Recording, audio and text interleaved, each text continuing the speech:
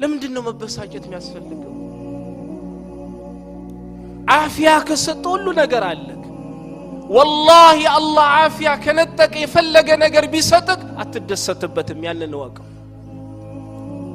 ስትበላ ሊጣፍጥ፣ ስትጠጣ ሊጣፍጥ፣ ስትለብስ ሊያምርብ፣ ሰዎች ሊወዱና ሊያቀርቡ የሚችሉት ወላሂ አፊያ ሲኖርህ።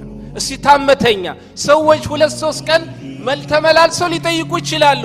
ከዛ በኋላ ማለት ነው ፋይል ዝግ። ውበትህ አፊያ ከእስልምና በኋላ።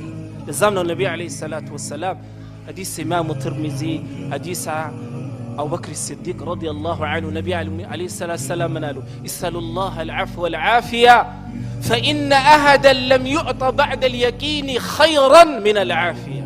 الله سبحانه وتعالى سلام مونن النات إينان مالنو ملال ساچو طيقوت لمنوت عندم سو كيقين بوالا كأمنت بوالا كأسلمنا كإيمان بوالا تلك يونا ملكام يونا نقر عالتستم كاتئنا يبلت على النبي عليه الصلاة والسلام كأسلمنا بوالا تلك عافية تبلو ميقوترو تلك صقا عافية تئنا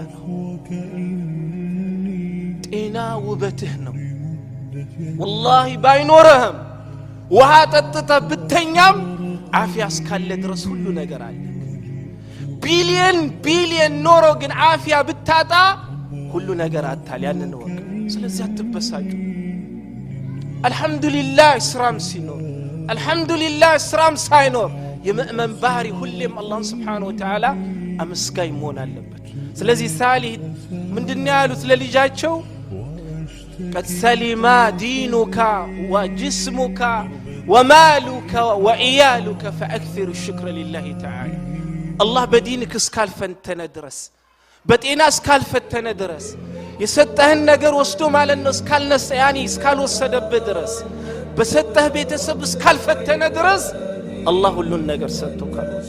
ትልቁ ፈተና ታውቃላችሁ በዲን መፈተን ነው። በዲን ተፈትነናል አልተፈተንም አልহামዱሊላህ። ስለዚህ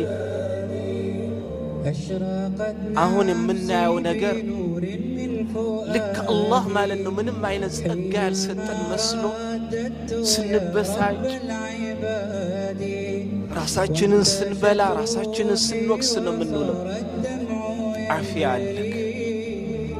ለዛም ነው ዑለማዎች ምን ይላሉ? العافية إذا دامت جهلت وإذا فقدت عرفت. الله سبحانه وتعالى يسدد يالي لسولي يسدد ጸጋ ማለት ነው أن يقتلش منم ساتون يقتلش እንደሆን ትረሳለች። ነገር ግን አላህ Subhanahu Wa Ta'ala የሰጠውን አፊያ መልሶ የወሰደበት እንደሆን ደግሞ አላህ የሰጠኝ ነገር ለካ ትልቅ ነው የሚባለው ነገር አሁን ትዝ ይለዋል። እዛ ነው ዑለማዎች ረህመቱላህ ዐለይሂ على الجميع من ይላሉ العافية تاج على رؤوس الأصحاء لا يراه إلا المرضى. عافية مالن بسول ጭንቅላት ላይ ተቀመጠች ቆብ ነች። የቆብነቷ ማለት ነው ማዕረግን የሚያውቀው ጤና ያጣ ሰው ነው ይላል። ስለዚህ عافية الله عافية كسط كل ነገር አለ። እዘን ነብዩ አለይሂ ሰላም ሐዲስ ኢማሙ ትርሚዚ ሐዲስ አብዱላህ ብን ዐምር ሐዲስ አብዱላህ ብን محسن الخطمي رحمة الله عليه النبي عليه الصلاة والسلام من يلاله من أصبح منكم آمنا في جسمه آمنا في سربه معافا في جسده وعنده قوت يومه فأكأنما حيزت الدنيا بحذافيرها.